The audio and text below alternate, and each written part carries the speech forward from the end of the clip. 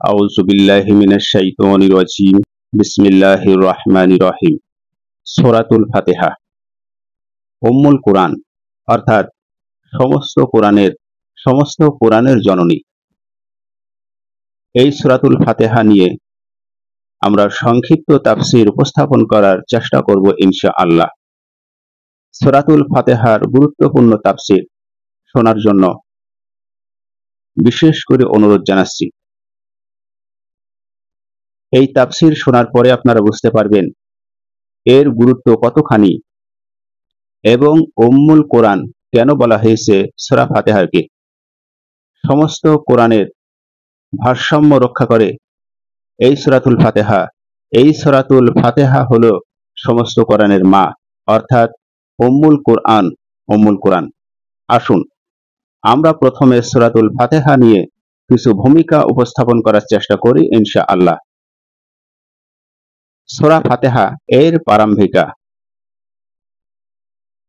কোরআন এর হৃদয় এর সার অংশ। এটি শুধু সূরা নয়, বরং সমগ্র কোরআনের ভিত্তি ও দিক নির্দেশনা। এর প্রতিটি শব্দ, প্রতিটি বাক্য ও ধারণা সুনিশ্চিত লজিক্যাল সিকোয়েন্সে বিন্যস্ত। এর পূর্ণ অঙ্গ তাফসীর এবং কঠোর লজিক, ইঙ্গিত ও গভীর গুরুত্বের সাথে আমরা উপস্থাপন করার চেষ্টা করব ইনশাআল্লাহ। সূরা ফাতিহা তেলাওয়াতের পূর্বে বিসমিল্লাহির রহমানির রহিম কেন তেলাওয়াত করতে হয় এ বিষয় নিয়ে আমরা সংক্ষেপে কিছু আলোচনা করার চেষ্টা করব এবং বিষয়টার মর্মার্থ বোঝার চেষ্টা করব। বিসমিল্লাহির রহমানির রহিম এর আবিধানিক অর্থ কি সে বিষয় নিয়ে আমরা আলোচনা করব।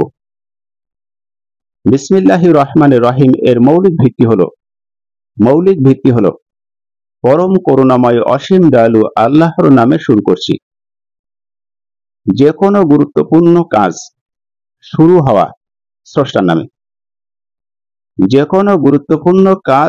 হওয়া স্রষ্টার নামে।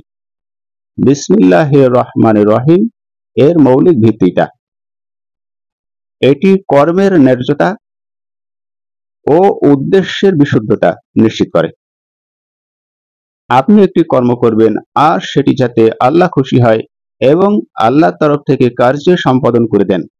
এই জন্য বিসমিল্লাহির রহমানির রহিম কর্মের ন্যায্যতা ও উদ্দেশ্যের বিশুদ্ধতা নিশ্চিত করে। গুণবাচক নাম বিসমিল্লাহির রহমানির রহিম, রহমান ও রহিম, এই দুটি গুণবাচক নাম বিসমিল্লাহির রহমানির রহিমের মধ্যে আল্লাহ রেখেছেন। যেমন রহমান শব্দের অর্থ হলো সর্বব্যাপী করুণাময়। আর সর্বব্যাপী বলতে কি বোঝায়? যার কোনো সীমাবদ্ধ নাই, না আসমানে, না জমিনে, না আকাশে, যার কোনো সীমাবদ্ধতা নেই, সর্বব্যাপী করুণাময়। কোন জায়গায় তার রহমতের সীমাবদ্ধতা নেই, তাই বলা হয়েছে সর্বব্যাপী করুণাময়। এটা হলো আল্লাহর একটা নাম রহমান, যেটা বিসমিল্লাহর ভিতরে আছে। এরপরে আছে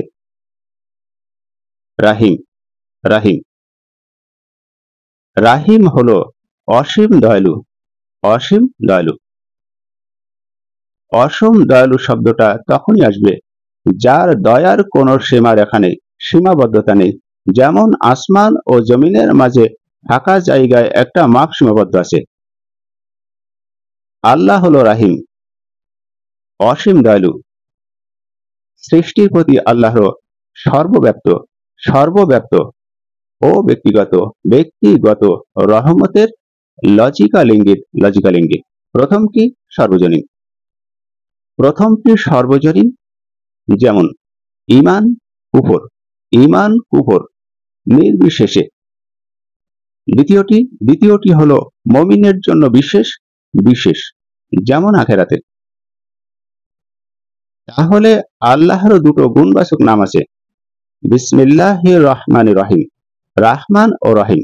রাহমান হলো সর্বব্যাপী করুণাময়, রাহিম হলো অসীম দয়ালু, যা সৃষ্টির প্রতি আল্লাহর সর্বপ্রাপ্ত ও ব্যক্তিগত রহমতের লজিক্যাল ইঙ্গিত। প্রথমটা সর্বজনীন ঈমান কুফর নির্বিশেষ, দ্বিতীয়টি হলো মুমিনের জন্য বিশেষ অর্থাৎ আখেরাত। তাহলে অনুমোদনের সিট হলো আল্লাহর নাম ব্যতীত কোনো কাজ পূর্ণতা পায় না। তাই বিসমিল্লাহির রহমানির রহিম এটা পাঠ করে অনুমোদন নেওয়া হয়, আল্লাহর অনুমতি প্রার্থনা করা হয়। তাই অনুমোদনের সিল হলো বিসমিল্লাহির রহমানির রহিম। আল্লাহর নাম ব্যতীত কোনো কাজ পূর্ণতা পায় না, তাই বিসমিল্লাহির রহমানির রহিম বলে আল্লাহর কাছে অনুমতি নিতে হয়। এর ইঙ্গিত হলো ব্যক্তিগত প্রচেষ্টা অপর্যাপ্ত। এর ইঙ্গিত হলো সমস্ত অস্তিত্ব ও কর্ম আল্লাহর করুণার ওপর নির্ভরশীল। তাহলে এর গুরুত্ব হলো প্রতিটি সূচনা আল্লাহ কেন্দ্রিক হওয়া অপরিহার্য। এই জন্য বিসমিল্লাহির রহমানির রহিম পাঠ করে আল্লাহর কাছে আমরা অনুমতি প্রার্থনা করলাম, আল্লাহর নামে শুরু করলাম, আল্লাহর প্রশংসা করে। এটা গেল বিসমিল্লাহির রহমানির রহিমের গুরুত্ব সংক্ষিপ্ত তাফসীর। আজকের যে তাফসীরটা আমরা উপস্থাপন করার চেষ্টা করব ইনশাআল্লাহ, সেটা হলো সূরা ফাতিহার। এটা সাংস্কৃতিক ভাষায় বিশেষ করে উপস্থাপন করা পড়ছে। এই জন্য অত্যাধিক মনোযোগের সাথে যদি আপনারা শ্রবণ না করেন, সেক্ষেত্রে আমি যেটা উপস্থাপন করতে চলেছি সেটা হয়তো বুঝতে সক্ষম হবেন না এবং তার মর্মার্থ হয়তো অনুধাবন করতে সক্ষম হবেন না। এবার আমরা মূল বিষয়ের উপর আলোচনা করব। সূরা ফাতিহার আমরা বলি আলহামদুলিল্লাহি রাব্বিল আলামিন। আসলেই আলহামদুলিল্লাহি রাব্বিল আলামিন এর অর্থটা কি? আমরা কি বললাম? সেটা হলো সমস্ত প্রশংসা আল্লাহর জন্য। তার জন্য? সেই নিখিল স্রষ্টার। সমস্ত প্রশংসা সেই নিখিল স্রষ্টার। সমস্ত বলতে কি বোঝায়?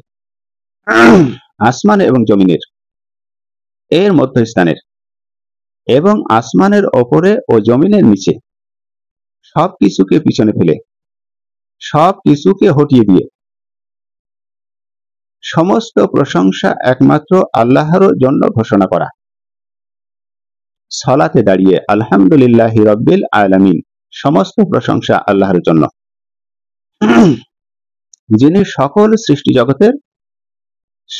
সৃষ্টি জগতের পালনকর্তা এবং প্রতিপালক। তাহলে আলহামদুলিল্লাহি রাব্বিল আলামিন এর লজিকটা কি? এর কার্যকরণ কি?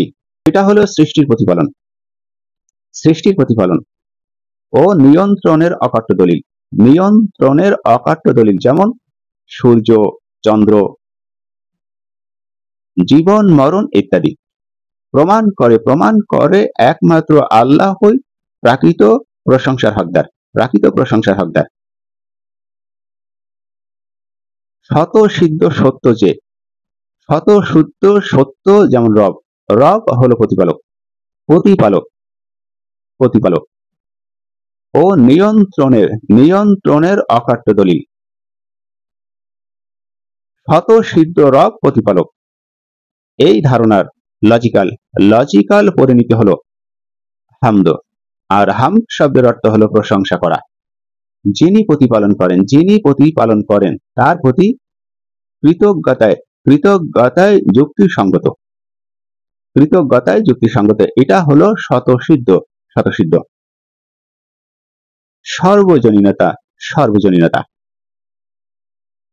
সর্বজনীনতা আলামিন হলো জগৎ সমূহ, আর জগৎ সমূহ হলো সর্বজনীনতা। কোথাও কোনো সীমাবদ্ধতা নেই। যে আল্লাহ পাক রব্বুল আলামিনের তার সীমাবদ্ধতা আছে, যেমন ভারত সরকার এবং পাকিস্তান সরকার, তাদের একটা সীমাবদ্ধতা আছে। প্রত্যেক দিন এক একজন এক একটা নিয়ম নীতি তৈরি করে, তাদের সীমাবদ্ধতা নিয়ে, তাদের আয়ত্ত নিয়ে, তাদের ক্ষমতা প্রয়োগ করে। তাহলে সর্বজনীনতা আলামিন, আলামিন হলো সর্বজনীনতা, জগৎ সমূহ, আসমান জমিন এবং আসমান জমিনের মধ্যবর্তী স্থান, জমিনের নিচে আসমানের উপরে সর্বজনীন, সর্বজনীনতা আলামিন, জগৎ সমূহের প্রশংসা। এই জগৎ সমূহের প্রশংসা শুধু মুসলিম দিয়ে সীমাবদ্ধ নয়, মানব জাতি বা মানব জাতিতে সীমাবদ্ধ নয়, সমগ্র সৃষ্টির পক্ষ থেকে, সমগ্র সৃষ্টির পক্ষ থেকে এই সর্বজনীনতা আলামিন জগৎ সমূহের প্রশংসা। এর ইঙ্গিত করা হয়েছে যে সামষ্টিক আনুগত্য, সামষ্টিক আনুগত্য এটাই হলো প্রাকৃত ইঙ্গিত বহন করে। এই ইঙ্গিত মানুষের স্বাধীন ইচ্ছা থাকলেও, মানুষের স্বাধীন ইচ্ছা থাকলেও তার অস্তিত্ব ও প্রয়োজন আল্লাহর ওপর নির্ভরশীল, আল্লাহর উপর নির্ভরশীল। এই ইঙ্গিত মানুষের স্বাধীন ইচ্ছা থাকলেও তার অস্তিত্ব ও প্রয়োজন আল্লাহর উপরে নির্ভরশীল। নির্ভরশীল গুরুত্ব হলো প্রশংসা আল্লাহর একত্ববাদের আর একত্ববাদ হলো তাওহীদ। প্রশংসা আল্লাহর একত্ববাদের তাওহীদ। প্রথম ও মৌলিক প্রকাশের কথা এখানে তুলে ধরা হয়েছে। এবার আসি সূরা ফাতিহার পরের আয়াতে, আর রহমানের রহিম, আর রহমানের রহিম, আর এটার অর্থ হলো যিনি অতি দয়ালু অসীম করুণাময়। অতি দয়ালু বলতে কি বোঝায়? যার দয়ার কোনো সীমাবদ্ধতা নেই। যেমন আসমান ও জমিন এর মধ্যবর্তী ফাঁকা জায়গা, এর একটা সীমাবদ্ধতা আছে, হতে পারে 9,85,000 কিলোমিটার, এটার একটা সীমাবদ্ধতা আছে। আর রহমানের রহিম, যিনি অতি দয়ালু অসীম করুণাময়, তাহলে অতি দয়ালু সর্বোচ্চ স্তর এবং করুণাময় এটা সর্বোচ্চ স্তর, যার কোনো সীমাবদ্ধতা নেই, একমাত্র আল্লাহর জন্য এটা খাস। আর রহমানের রহিম, যিনি অতি দয়ালু অসীম করুণাময়। তাহলে এই আয়াতের লজিক কি? এই আয়াতের লজিক প্রশংসার কারণ রব্বুল আলামিন, প্রশংসার কারণ রব্বুল আলামিন, এর গুণাবলীর বিস্তারের কারণে। দ্বৈত রহমতের লজিক হলো আর রহমান দুনিয়ার সকল সৃষ্টির প্রতি, আর রহমান দুনিয়ার সকল সৃষ্টির প্রতি অবধারিত রহমত, যেমন বৃষ্টি, বাতাস এবং সুযোগ সুবিধা। তাহলে আর রহমান শব্দের অর্থ হলো দুনিয়ার সকল সৃষ্টির প্রতি অবধারিত রহমত। কোন ব্যক্তি আল্লাহর সঙ্গে নাফরমানি করছে, সেই ব্যক্তি কি আল্লাহর বৃষ্টি থেকে বঞ্চিত যে তার জন্য বৃষ্টি কম দেওয়া হলো? না। কোন ব্যক্তি আল্লাহর সঙ্গে শিরক করছে, সেই ব্যক্তির জন্য কি অক্সিজেনের ঘাটতি করা হয়, অক্সিজেন সরবরাহর কমতি করা হয়? তাই বলা হয়েছে বাতাস, সবার জন্য আল্লাহ বাতাস প্রবাহিত করছেন, সকলের জন্য আল্লাহ বৃষ্টি দিচ্ছেন, সকলের জন্য আল্লাহ সুযোগ সুবিধা দিচ্ছেন। যারা নাফরমানি করছে তাদের জন্য দিচ্ছেন, যারা আল্লাহর নির্দেশ হিসাবে এসেছেন, তার গাইডলাইনগুলো মেনে চলছেন, তাদের জন্য দিচ্ছেন। আর রহমান দুনিয়ার সকল সৃষ্টির প্রতি অবধারিত রহমত, বৃষ্টি বর্ষণের মাধ্যমে, বাতাসের মাধ্যমে, সুযোগ সুবিধার মাধ্যমে। তাহলে রহমান শব্দের সংক্ষিপ্ত তাফসীর আমরা বুঝতে পারলাম, কারোর জন্য সীমাবদ্ধতা করে রাখেননি, সকলের জন্য আল্লাহ পাক রব্বুল আলামিন উন্মুক্ত করেছেন। মুসলমানদেরকে হত্যা করছে, কোরআন পড়াচ্ছে, নবীদেরকে হত্যা করছে, তারপরেও রহমান, তিনি এমন রহমান, দুনিয়ার সকল সৃষ্টির প্রতি অবধারিত রহমত বর্ষণ করছেন, বৃষ্টি দিয়ে, বাতাস দিয়ে, সুযোগ সুবিধা দিয়ে। আর রাহিম শব্দের অর্থ কি? আর রাহিম হলো আখিরাতে বিশেষত মুমিনের জন্য, স্থায়ী রহমত, স্থায়ী রহমত। আর রাহিম এই শব্দের আবিধানিক অর্থ হলো আখেরাতে বিশিষ্ট মুমিনের জন্য স্থায়ী রহমত, স্থায়ী রহমত, ক্ষমা এবং জান্নাত। তাহলে যারা আল্লাহর গাইডলাইন মেনে চলে তাদের জন্য আখেরাতে আল্লাহ পাক রব্বুল আলামিন স্থায়ী রহমত রেখেছেন। আর স্থায়ী রহমত বলতে কি বোঝায়? এমন সম্মানজনক স্থান তাদের জন্য আল্লাহ পাক রব্বুল আলামিন দান করবেন যা কখনো কেউ কল্পনাও করতে পারেনি, যা কখনো কল্পনা করার নয়, নিঃশেষ হওয়ার নয়, শেষ হওয়ার নয়। সেখানে না আছে দুঃখ, না আছে অস্থিরতা, না আছে কোনো কষ্ট, না কেউ ক্ষতির সম্মুখীন, না তাদেরকে সেখান থেকে অপসারণ করা হবে। এটা হবে আল্লাহরও ক্ষমা, আল্লাহরও ক্ষমা। আল্লাহ ক্ষমা করবেন তাদের ভুল ত্রুটি অর্থাৎ মুমিনদের, এবং তাদেরকে উপস্থাপন করবেন জান্নাতে। আর রাহিম, আর রাহিম এর আবিধানিক অর্থ হলো এটাই। প্রতিপালনের ভিত্তি বলতে কি বুঝায়?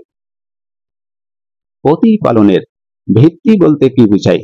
প্রতিপালনের ভিত্তি হলো রহমত ছাড়া, রহমত ছাড়া প্রতিপালন অসম্ভব। আপনি কোনো কিছু করতে পারবেন না একমাত্র আল্লাহর রহমত ছাড়া। আপনি শত টাকা পয়সা খরচ করেও একটি বিমার থেকে নিজেকে মুক্ত করতে পারবেন না। আপনার শত প্রচেষ্টার মাধ্যমেও আপনি কোনো একটি কাজ বারবার বাধাগ্রস্ত হচ্ছেন এবং সেখান থেকে আপনি ব্যর্থ মনোরথ হয়ে ফিরে আসছেন। যখন আল্লাহ পাক রব্বুল আলামিন সেটাকে তার রহমতের মাধ্যমে আপনার প্রতি খুশি হয়ে সেটাকে সম্পাদন করে দিচ্ছেন, তখন সেটা আপনি করতে পারছেন। এটা হলো প্রতিপালনের ভিত্তি। রহমত ছাড়া প্রতিপালন অসম্ভব। এর ইঙ্গিত হলো শাস্তির আগে রহমতের সুযোগ। পৃথিবী এত বিস্তৃত থাকা সত্ত্বেও মানুষের ভেতরে সীমাবদ্ধ করে ফেলেছে, নিজেদের আইন প্রয়োগ করেছে, নিজেদের ভেতরে সীমাবদ্ধ করে ফেলেছে এবং পৃথিবীতে অশান্তি বিস্তার লাভ করছে।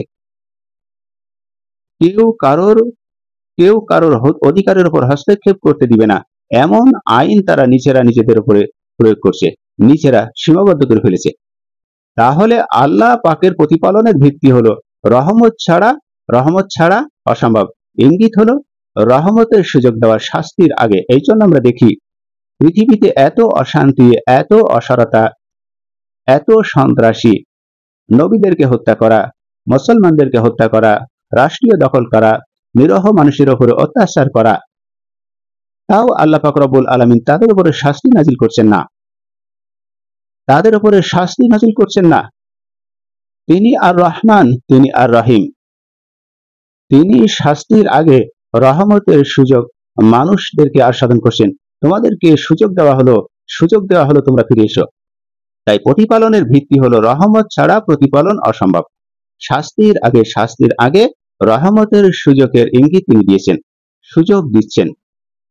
এই ইঙ্গিত আল্লাহর সার্বভৌমত্ব ভয় নয়, সার্বভৌমত্ব। পৃথিবীর সমস্ত জায়গায় এর বিস্তার আছে, সমস্ত জায়গায় এই রহমত ছড়িয়ে রেখেছেন, এই রহমত তিনি ছড়িয়ে রেখেছেন সমস্ত জায়গায়। তাই বলা হয়েছে আল্লাহর সার্বভৌমত্ব ভয় নয়। প্রেম ও কৃতজ্ঞতার ভিত্তিতে প্রতিষ্ঠিত। কৃতজ্ঞতার ভিত্তিতেই প্রতিষ্ঠিত হতে হবে। তার প্রেম ও ভালোবাসার নিজেদেরকে মনোযোগ দিতে হবে যে তিনি এত অন্যায় অপরাধ করা সত্ত্বেও আমাদেরকে সমস্ত জায়গার তার নিয়ামতগুলো বর্ষণ করে রেখেছেন। আকাশ থেকে বৃষ্টি দিচ্ছেন জমিনের ওপরে, আর মরা জমিন থেকে সেখান থেকে ফসল উৎপন্ন করে দিচ্ছেন, ফসল উৎপন্ন করছেন। তাই আল্লাহর সার্বভৌমত্ব এখানে প্রেম ও কৃতজ্ঞতার ভিত্তিতে প্রতিষ্ঠিত। এর গুরুত্ব হলো আল্লাহর সাথে বান্দার সম্পর্কের ভিত্তি, আল্লাহর বান্দার সম্পর্কের ভিত্তি। ভয় নয়, আশা ও ভালোবাসার মাধ্যমে। এবার আসি মালিক ইয়াউমিদ্দিন। মালিক ইয়াউমিদ্দিন সূরা ফাতিহার ৩য় নম্বর আয়াত। মালিক ইয়াউমিদ্দিন অর্থাৎ এই মালিক ইয়াউমিদ্দিন বলতে কি বোঝায়? মালিক ইয়াউমিদ্দিন এর আবিধানিক অর্থ হলো বিচার দিবসের মালিক। বিচার দিবস বলতে কি বোঝায়? সেখানে একটা দিন বিচার বিচার বিচার কার্যক্রম পরিচালনা করা হবে একটা দিন, একটা সময়। সেই সময়ে সমস্ত মানব জাতিকে বিচারের আওতায় নিয়ে আসা হবে। বিচারের আওতায় সমস্ত মানুষের ভালো এবং মন্দ তাদের প্রতিফল দেওয়া হবে, প্রতিফল দেবে। সেই দিনটাকে বলা হয় মালিক ইয়াউমিদ্দিন, অর্থাৎ বিচার দিন, বিচার দিনের মালিক। একমাত্র এই বিচার দিনের মালিক হলো সেই মহান স্রষ্টা। এখন আমাদের এর লজিক উপস্থাপন করতে হবে। মালিক ইয়াউমিদ্দিন এর লজিক আসলে কি? কি লজিক নিহিত আছে এর ভেতরে? কি উপদেশ এর ভেতরে আল্লাহ নিহিত রেখেছেন? প্রাকৃতিক ধারাবাহিকতা। প্রাকৃতিক ধারাবাহিকতা যেমন প্রতিপালক। প্রতিপালক প্রতিপালক অর্থাৎ রব। রব প্রতিপালক অর্থাৎ রব ও করুণাময়, করুণাময়। যিনি প্রতিপালন করেন, যিনি প্রতিপালন করেন এবং প্রতিপালনের ধারাবাহিকতা অবলম্বন করেন।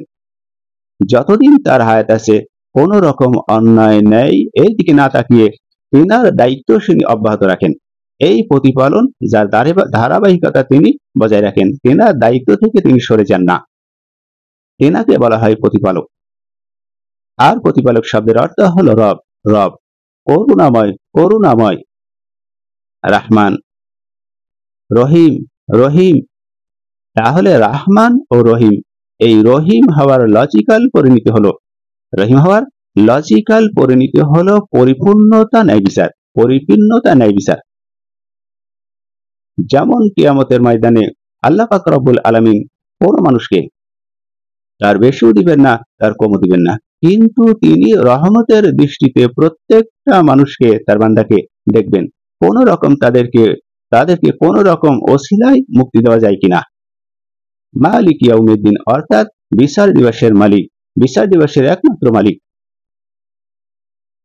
দায়বদ্ধতার যুক্তি। দায়বদ্ধতার যুক্তি। দায়বদ্ধতা বলতে আমরা কি বুঝি? যদি আল্লাহ শুধু দয়ালু হতেন, আল্লাহ যদি শুধু দয়ালু হতেন তাহলে বিচার কাজ অনর্থক হতো।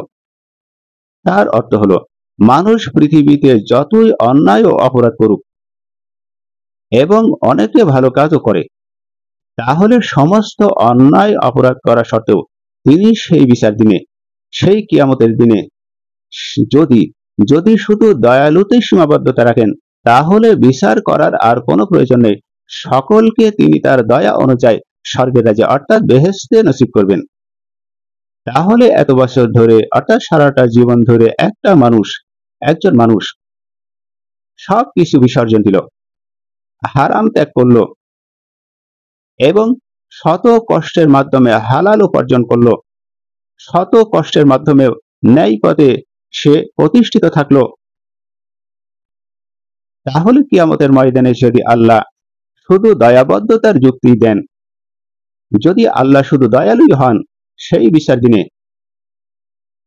তাহলে বিচারের আর কোনো প্রয়োজন নেই। মৃত্যু হওয়া সারা, স্বর্গের রাজ্যে যাওয়াও সারা। কারণ মানুষের দয়া করে জান্নাতে পৌঁছে দেবে এবং স্বর্গের রাজ্যে ঢুকিয়ে দেবে, বেহেশতে ঢুকিয়ে দেবে। তাহলে সেখানে আল্লাহ মানুষের জন্য দয়াও করবে। শুধু দয়াই যদি সীমাবদ্ধ করেন তাহলে বিচার করার আর কোনো প্রয়োজন হয় না। যেমন শত অন্যায় করলেও নিজের মা শুধু ক্ষমার চোখেই তিনি দেখেন, তাহলে অন্যায়ের বিচার হলো না।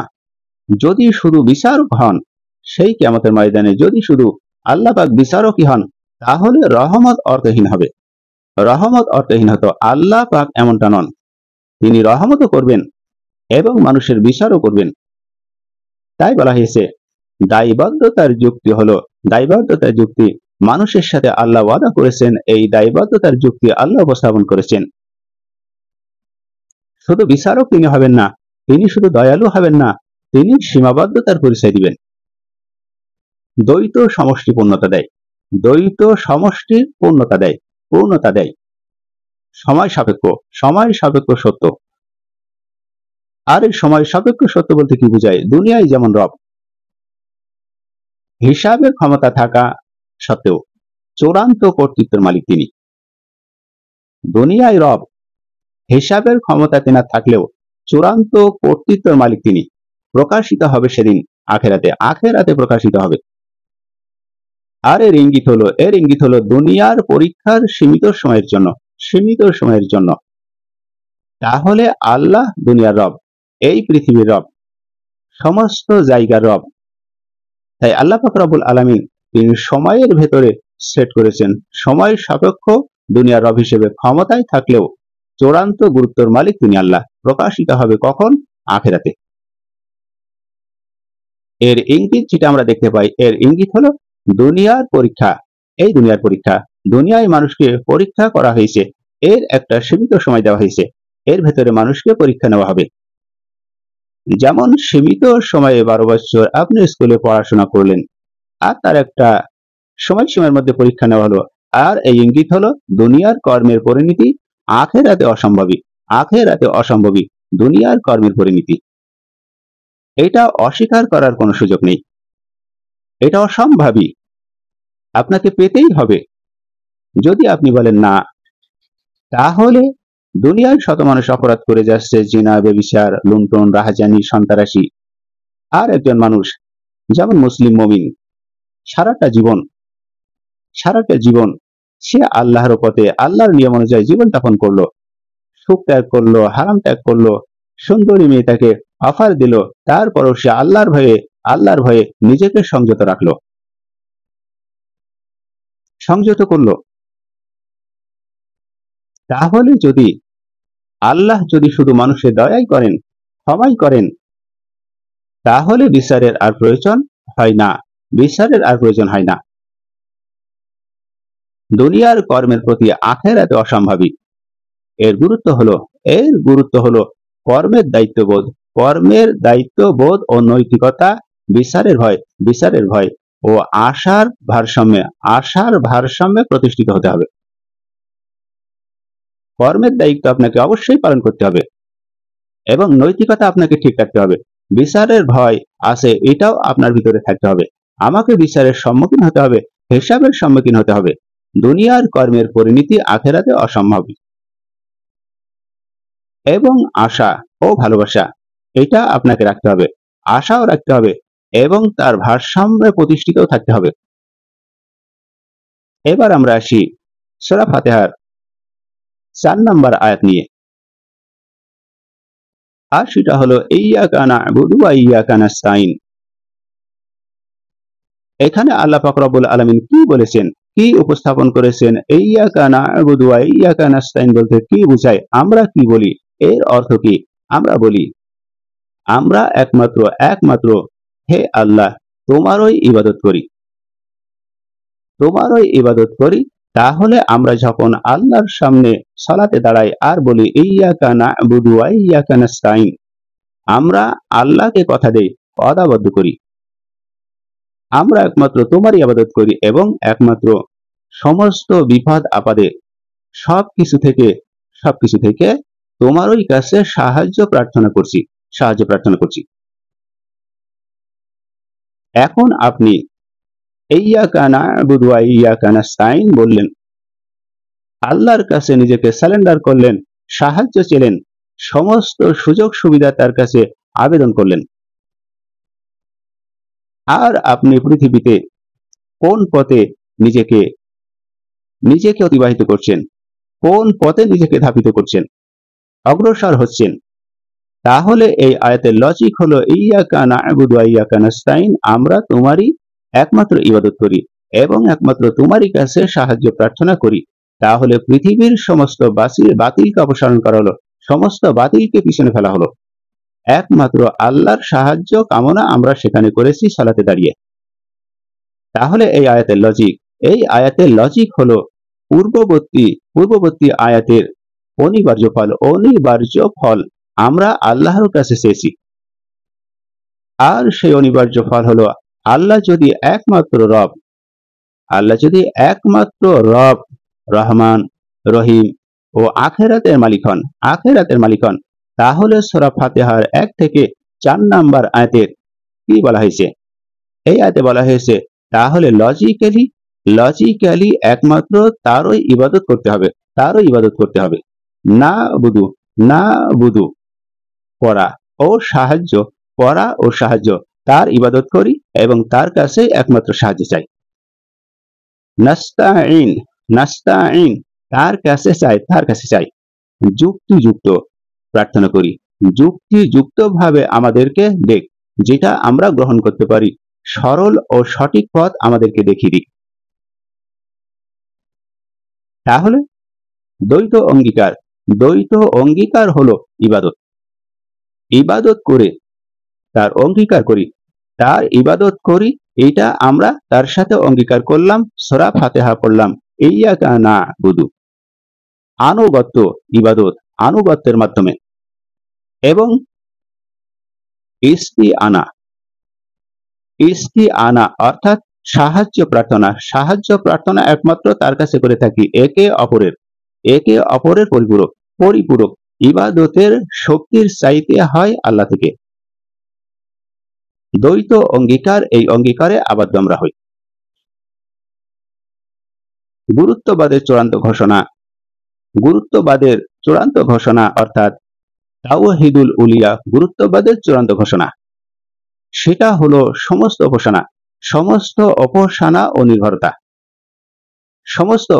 ও নির্ভরতা আল্লাহর উপরই, সমস্ত নির্ভরতা একমাত্র আল্লাহর জন্য সংরক্ষিত। এর ইঙ্গিত হলো শিরক থেকে পরিপূর্ণ মুক্তি। কোন রকম ইবাদতের মাধ্যমে শিরক করা যাবে না এবং ইবাদতের বাইরেও শিরক করা চলবে না। এই অঙ্গীকার আমরা আল্লাহ পাক রব্বুল আলামিনের কাছে সালাতের ভেতরে করেছি। ইয়্যাকা না'বুদু ওয়া ইয়্যাকা নাস্তাইন, একমাত্র তোমারই ইবাদত করি এবং তোমারই কাছে সাহায্য প্রার্থনা করি। তাহলে সমস্ত উপাসনা ও নির্ভরতা একমাত্র আল্লাহর জন্য সংরক্ষিত, শিরক থেকে পরিপূরক মুক্ত। এর ইঙ্গিত যেটা আল্লাহ পাক রব্বুল আলামিন দিয়েছে প্রাকৃত ইবাদতের জন্য আল্লাহর সাহায্য অপরিহার্য, ইবাদতের দাবি ও সাহায্য প্রার্থনা অবিচ্ছেদ্য। এর গুরুত্ব সার্বভৌমত্বের স্বীকৃতি। মালিক বাস্তবে ইবাদত ও সাহায্য প্রার্থনার মাধ্যমে প্রকাশ পায় সার্বভৌমত্বের স্বীকৃতি। এটি সূরা ফাতিহার কেন্দ্রীয় বার্তা, যার সার্বভৌমত্বের স্বীকৃতি মালিক বাস্তবে ইবাদত ও সাহায্য প্রার্থনার মাধ্যমে প্রকাশ পায়। এবার আমরা আসি সূরা ফাতিহার 6 নাম্বার আয়াতের তাফসিরে। ইহদিনাস সিরাতুল মুস্তাকিম, এই শব্দের আবিধানিক অর্থ হলো আমাদেরকে সরল ও সঠিক পথ প্রদর্শন করুন। সরল পথ বলতে কি বোঝায়? যেটা গ্রহণযোগ্য, যেটার কোনো সার্টিফিকেট নেই। এখানে বলা হয়েছে প্রদর্শন করুন, তার মানে দেখিয়ে দিন, বাতলে দিন, ধরিয়ে দিন, অগ্রসর হওয়ার তৌফিক দান করুন, সেই পথ আমাদেরকে বাতলে দিন। তাই সূরা ফাতিহার 6 নাম্বার আয়াতে আমরা এটাই নামাজের ভেতরে বলি যে ইহদিনাস সিরাতুল মুস্তাকিম, আমাদেরকে সরল পথ প্রদর্শন করুন। আর সরল পথ প্রদর্শন করুন এর লজিক হলো ইবাদত ও সাহায্য প্রার্থনার প্রাকৃতিক ফল যেন আমরা উপভোগ করতে পারি। আমরা আপনার ইবাদত করলাম, এর সাহায্য প্রাকৃতিক ফল যেন আমরা উপভোগ করতে পারি, ইবাদতের উদ্দেশ্য। ইয়্যাকা না'বুদু অর্থাৎ সাহায্য চাই। ইয়্যাকা নাস্তাইন অর্থাৎ প্রার্থনার পর সরাসরি পথ নির্দেশ। ইহদিনাস অর্থাৎ চাওয়া, যুক্তিযুক্ত। তাহলে ইবাদত ও সাহায্য প্রার্থনার প্রাকৃতিক ফল ইবাদতের উদ্দেশ্য। ইয়্যাকা না'বুদু অর্থাৎ সাহায্য চাই, ইয়্যাকা নাস্তাঈন অর্থাৎ প্রার্থনার পর সরাসরি পথ নির্দেশ আপনার কাছে চাইছি। ইহদিনা চাওয়া, আপনার কাছে চাই যুক্তিযুক্ত পথ, যুক্তিযুক্ত যেটা আমরা গ্রহণ করতে পাই, সঠিক পথ, যে পথ একমাত্র যুক্তিযুক্ত সেই পথ আমাদেরকে প্রদর্শন করুন এবং আমাদেরকে দেখিয়ে দিন। মৌলিক চাহিদা, পথ নির্দেশ ছাড়া ইবাদত অর্থহীন। মৌলিক চাহিদা, পথ নির্দেশ ছাড়া ইবাদত অর্থহীন। যদি আমরা কোনো পথে না থাকি, আমি এই পথে যাব, আমার কোনো দিক নেই, আমি এই দিকে যাব।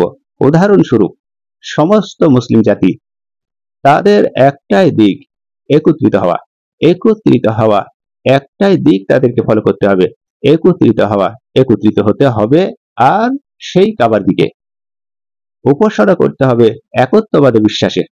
তাহলে মৌলিক চাহিদা হলো পথ নির্দেশ ছাড়া ইবাদত অর্থহীন। আমরা আজকের 72-73 ফেরকায় বিভক্ত হয়ে গিয়েছি, সকলে জাহান্নামে যাবে, শুধু কোরআন সুন্নাহর গাইডলাইন যারা মেনে চলবে তারাই যাবে জান্নাতে।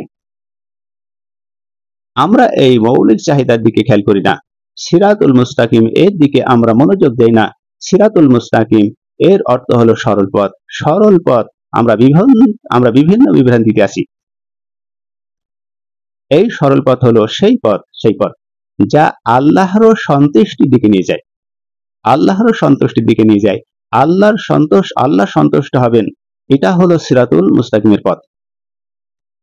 আজকের আমরা বিভিন্ন ফেরকাবাজিতে বিভিন্ন দলমত তৈরি করে সেই সরল পথ থেকে বঞ্চিত হয়েছি, যা ইহুদি খ্রিস্টানদের ভেতরে সীমাবদ্ধ হয়েছে। নির্ভরতার আবেদন বলতে কি বোঝায়? নির্ভরতার আবেদন হলো মুস্তাকিম, যার অর্থ হলো সরল সঠিক। মুস্তাকিম, সরল সঠিক। এই শব্দ ইঙ্গিত করে যে ভ্রষ্টতার বহুপথ আছে। যখনই আমরা মুস্তাকিম বলি, সরল পথ ও সঠিক পথ দেখাও, তখন আমরা এটাই ইঙ্গিত করি যে ভ্রষ্টতার বহুপথ আছে, তা থেকে আমাদেরকে সোজা ও সরল পথ দেখান। তাহলে এটা ইঙ্গিত হলো যে সিরাতুল মুস্তাকিম, এই মুস্তাকিমের ইঙ্গিত হলো ঐক্যের আহ্বান, যা আমরা আল্লাহ পাক রব্বুল আলামিনের দেওয়া কিবলাকে অনুসরণ করি। ঐক্যের আহ্বান, বিভক্তি পরিহার, এটা হলো নির্ভরতার আবেদন। আর এর ইঙ্গিত হলো হিদায়াত শুধু জ্ঞান নয়, শুধু জ্ঞান অর্জন করে হিদায়াত পাওয়া যাবে না, বরং অনুসরণের শক্তি অর্জন করতে হবে, আর সেই শক্তি স্থায়িত্ব হতে হবে। শরিয়াতের জ্ঞান ইহুদি খ্রিস্টানদের পর্যাপ্ত পরিমাণ আছে, তাহলে হিদায়াত শুধু জ্ঞান দিয়ে সীমাবদ্ধ নয়, বরং অনুসরণের মাধ্যমে শক্তি স্থায়িত্ব করতে হবে, নিজের সেই শক্তি স্থায়িত্ব করতে হবে অনুসরণের মাধ্যমে। তাহলে এর গুরুত্ব হলো, এটি মানুষের সর্বশ্রেষ্ঠ প্রার্থনা হলো মুস্তাকিম, কারণ হেদায়েত ব্যতীত সবকিছু ব্যর্থ, সবকিছু। এবার আমরা আসি সূরা ফাতিহার 7 নম্বর আয়াতের সংক্ষিপ্ত তাফসীর নিয়ে, আর সেটা হলো সিরাতাল্লাযিনা আনআমতা আলাইহিম গায়রিল মাগদুবি আলাইহিম ওয়ালাদ-দাল্লিন। তাহলে সিরাতাল্লাযিনা আনআমতা আলাইহিম গায়রিল মাগদুবি আলাইহিম, এই আয়াতের ভাবার্থ কি? এর ভাবার্থ হলো সেই সমস্ত লোকেদের পথ। আর সেই সমস্ত লোক কারা? তাদের পথ কি ছিল? সেই সমস্ত লোকেদের পথ কি ছিল? তারা কোন পথে ছিল? যাদেরকে তুমি নিয়ামত দান করেছো, সেই সমস্ত লোকেদের পথ। কাদের পথ নয়, যাদের প্রতি তোমার গজব নিপতিত হয়েছে, তাদের পথ আমাদেরকে দেখিও না। এবং যারা পথভ্রষ্ট হয়েছে, তাদের পথকে আমাদের দেখিও না। সেই সমস্ত লোকেদেরকে পথ দেখাও, সেই সমস্ত লোকেদের পথ যাদের তুমি নিয়ামত দান করেছো। কারা তারা? তাহলে এই আয়াতের লজিক হলো ইহদিনা। লজিক্যাল ব্যাখ্যা হলো সিরাতুল মুস্তাকিমকে সংজ্ঞায়িত করা হচ্ছে ঐতিহাসিক ও বাস্তব উদাহরণ দিয়ে। সেটা তিনটি স্পষ্ট বিভাগ দিয়ে আমরা উপস্থাপন করব। তিনটি স্পষ্ট বিভাগ দিয়ে। এক নম্বর হলো নিয়ামত প্রাপ্তরা আনআমতা আলাইহিম। সেই নিয়ামত প্রাপ্তরা আনআমতা আলাইহিম তারা কারা? তারা হলো নবীরা, রসুলরা, সিদ্দিকগণ, শহীদগণ ও সালেহীগণ। তাই আমরা নামাজে সালাতে প্রার্থনা করি আনআমতা আলাইহিম, নবী, রসুল, সিদ্দিক, শহীদ ও সালেহীনদের এই সৎ লোকেদের পথ আমাদেরকে বাতলে দিন। এই সৎ লোকেদের পথ আমাদেরকে বাতলে দিন। আমরা তাদের অনুসরণ করব, তাদের পথ আমরা দেখে নেব, তাদের পথে আমরা নিজের জীবন অতিবাহিত করব। আমরা সূরা ফাতিহা তেলাওয়াত করি বটে, একজন আলেম তাহরিমে তাকবীর দিয়ে সানা পড়লো, এরপরে সূরা ফাতিহা তেলাওয়াত করলো। আর সূরা ফাতিহার আয়াত তেলাওয়াত করতে না করতে পাশে দ্বিতীয় ব্যক্তির এক রাকাত সালাত শেষ। সূরা ফাতিহা পরিপূর্ণ করতে না করতে এই পাশের ব্যক্তি 2 রাকাত সালাত শেষ, সালাম ফেরানো শেষ। আপনি কি করলেন আর আল্লাহর কাছে কি বললেন আর কি আশা বা করবেন? তাহলে নিয়ামত প্রাপ্ত কারা ছিল? আনআমতা আলাইহিম, নবী, রসুল ছিল, সিদ্দিকগণ ছিল, শহীদগণ ছিল, সালেহীনগণ ছিল। সেই লোকেদের পথ আমাদেরকে বাতলে দিন। ইয়্যাকা না'বুদু ওয়া ইয়্যাকা নাস্তাইন, আমাদেরকে সরল ও সঠিক পথ প্রদর্শন করুন। নবী রাসূলরা যে পথে ছিল, সিদ্দিকরা যে পথে ছিল, শহীদগণ যে পথে ছিল, আল্লাহর রাস্তায় জিহাদ করে তারা শহীদ হয়েছেন, সেই পথ বাতলে দিন। নবী রাসূলরা যে পথে ছিল সেই পথ বাতলে দিন, সিদ্দিকরা যে পথে ছিল সেই পথ আমাদেরকে বাতলে দিন। আপনি কি করলেন সালাতে, আপনার খেয়াল আছে কি? এই সকলের উদাহরণ আল্লাহ পরিষ্কার করেছেন। তিনটি স্পষ্ট বিভাগের ভেতরে একটি গেল, এবং তিনটি স্পষ্ট বিভাগের ভেতরে দ্বিতীয় নম্বর হলো গজবপ্রাপ্তরা। মাগদুবি আলাইহিম, যার অর্থ হলো যারা সত্য জেনেও বিদ্বেষবশত প্রত্যাখ্যান করেছে। এরা হলো গজবপ্রাপ্ত। আল্লাহ তরফ থেকে তাদের উপরে গজব বর্ষিত হয়েছে। মাগদুবি আলাইহিম, যারা সত্য জেনেও বিদ্বেষবশত প্রত্যাখ্যান করেছে। ইহুদিদের মতন দলের কথা বলা হয়েছে, ইহুদি এবং খ্রিস্টান তাদের কথা বলা হয়েছে। তারা সত্য জেনেছে, ঈসা আলাইহিস সালামের ভবিষ্যৎবাণী জানি মুহাম্মাদের ভবিষ্যৎ সম্পর্কে, এবং মুসা আলাইহিস সালামের ভবিষ্যৎ জানি ঈসা আলাইহিস সালামের ভবিষ্যৎ সম্পর্কে, নবী মুহাম্মাদের ভবিষ্যৎ সম্পর্কে। এই সত্য জেনেও তারা বিদ্বেষবশত, হিংসাবশত তারা প্রত্যাখ্যান করেছে। তাদের পথ আমাদেরকে দেখিয়েন না, তাদের পথ আমাদেরকে বাতলেন না। আমরা সূরা ফাতিহায় সেই প্রার্থনাই করি, ইয়্যাকা না'বুদু ওয়া ইয়্যাকা নাস্তাইন, আমাদেরকে সরল ও সঠিক পথ প্রদর্শন করুন। একথা আমরা বলি মাগদুবি আলাইহিম, তাদের যারা সত্য জেনে বিদ্বেষবশত প্রত্যাখ্যান করেছে তোমার এই দিন, নবী রাসূলের দিন, সেই তাদের পথ আমাদেরকে দেখিয়েন না। ইহুদিদের পথ দেখিয়েন না, খ্রিস্টানদের পথ দেখিয়েন না, হিন্দুদের পথ দেখিয়েন না। জেনে শুনে ভ্রষ্টতার এখানে পরিষ্কার করা হয়েছে, তারা জেনে শুনে ভ্রষ্টতার পথ বেছে নিয়েছে, হিংসাবশত, বিদ্বেষবশত, অহংকারবশত।